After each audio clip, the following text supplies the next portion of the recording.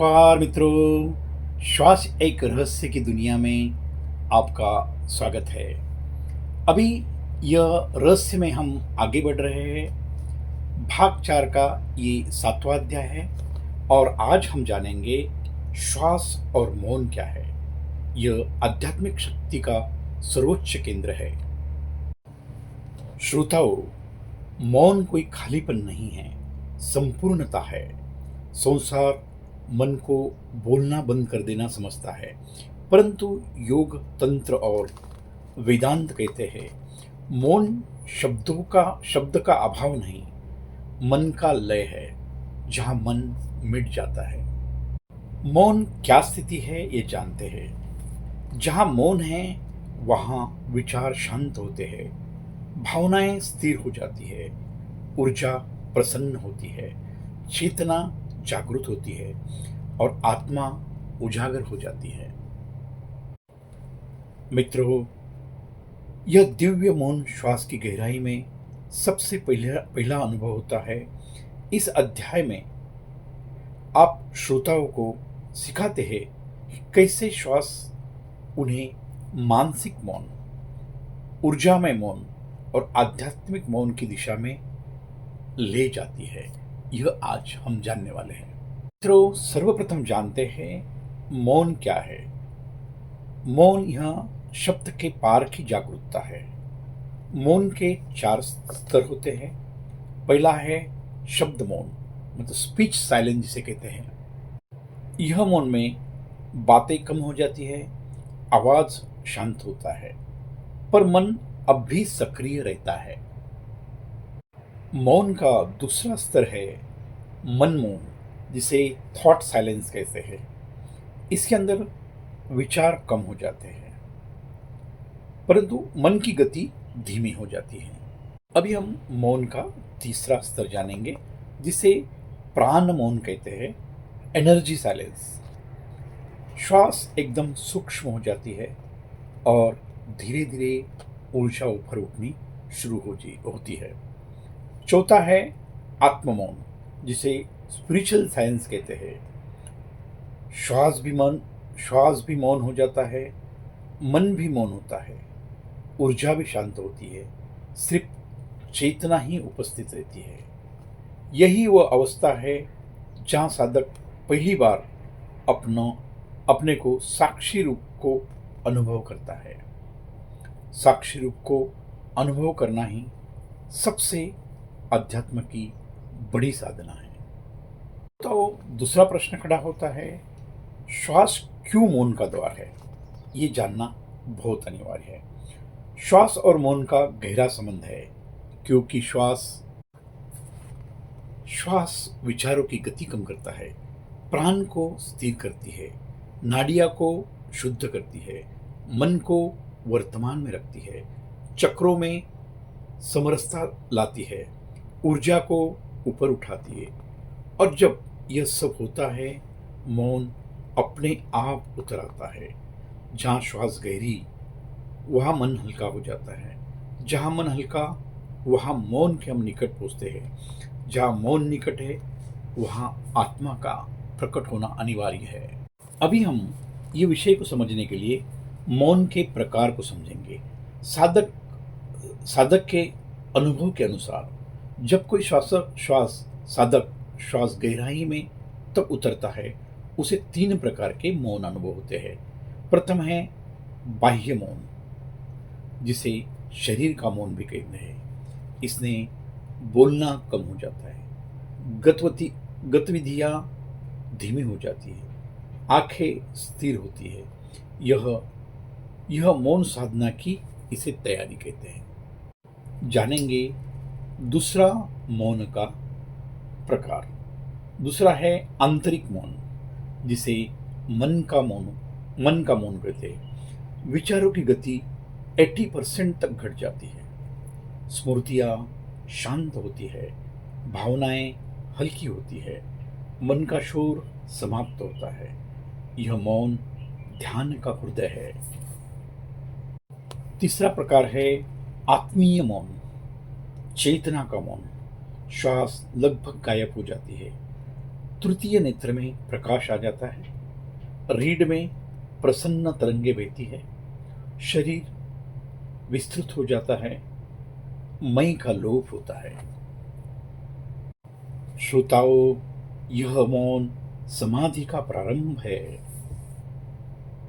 अब जानेंगे श्वास के माध्यम से मौन में उतरने के 5 मार्ग। यह अध्याय तुम्हारा सुनहरा हिस्सा है। ये 5 साधनाएं किसी भी साधक को मौन को गहराई में ले जाएगी। श्रोताओ, मौन में उतरने का प्रथम मार्ग है सूक्ष्म श्वास जागरूकता। श्वास इतनी शांत कि सिर्फ आ रही है, जा रही है महसूस ही नहीं होता है। यह मन को तुरंत थाम लेता है। इसका दूसरा मार्ग है अंतर्नाड़ी सुनना, listening of the subtle breath sound. हर श्वास की भीतर एक ध्वनि है जिसे सो हम, जो मन को मौन में डाल देती है। तीसरा मार्ग है रीढ़ पर श्वास का ध्यान। श्वास को ऊपर नीचे रीढ़ में महसूस करना। यह साधना सीधे सुषुम्ना को सक्रिय करती है। नंबर 4, श्वास विराम, जिसे नेचुरल पॉज अवेयरनेस कहते हैं।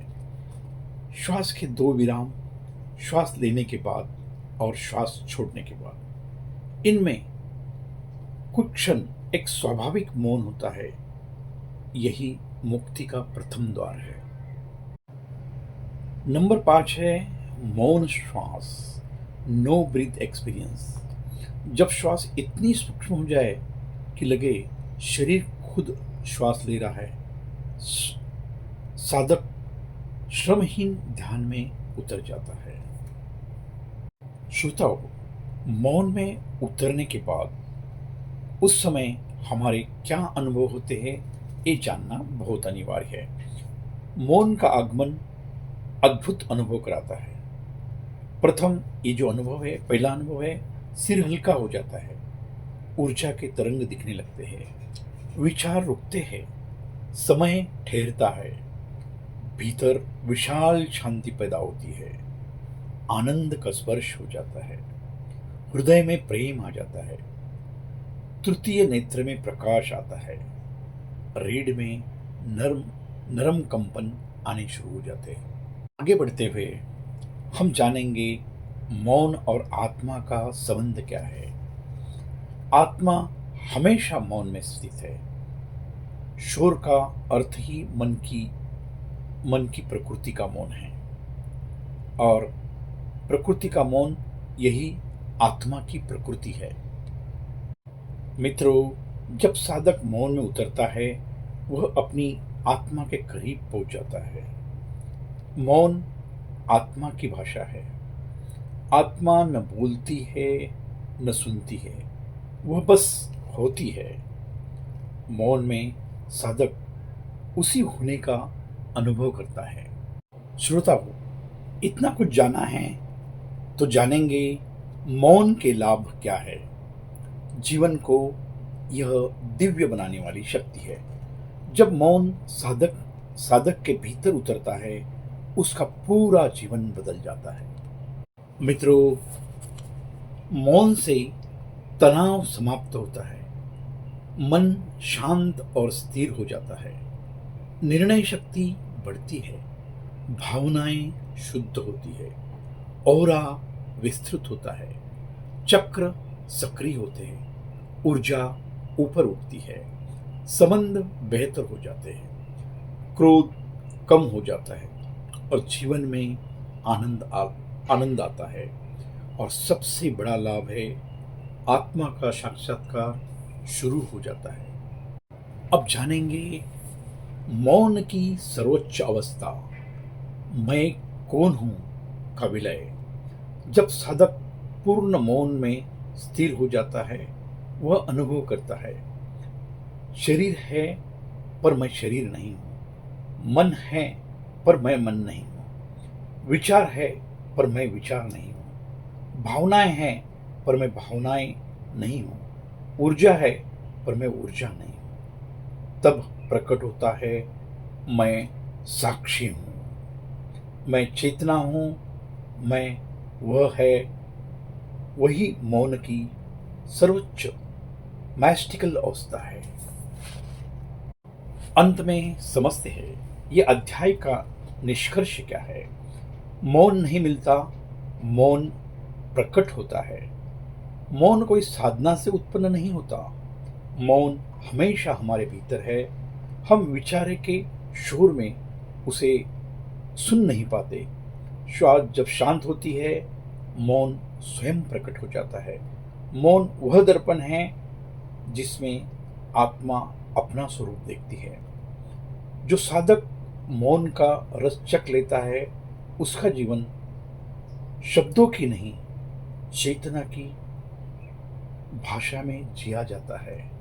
मित्रों, यह महत्वपूर्ण ज्ञान का बार बार स्मरण करें। आज यहाँ तक ही है, मिलते हैं अगले अध्याय 8 में। तब तक स्वस्थ रहे, मस्त रहे। आपका दिन शुभ हो।